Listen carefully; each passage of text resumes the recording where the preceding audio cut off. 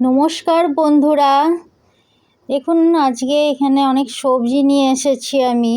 আসলে আমাদের এই জায়গাটা একটু গ্রাম্য এরিয়া তো এখানে গ্রামের মতনই একদিন হাট বসে সোমবারে, বেশ অনেক বড় হাট।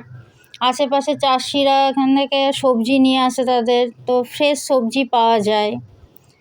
তাই আমি ভাবলাম আপনাদের সাথে একটু শেয়ার করি কোন সবজিকে তেলেগুতে কি বলে।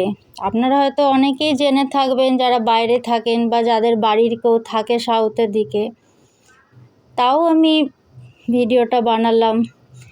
আলুকে তেলেগুতে বলে আলুগাড্ডা, আদাকে বলে আল্লাম, কুঁদরিকে বলে দণ্ডাকায়, ঝিঙ্গাকে বলে বিরাক্কায়, বেগুনকে বলে বাঙ্কায়, ভেন্ডিকে ভেন্ডাক্কায়, টমেটোকে টমেটোই বলে,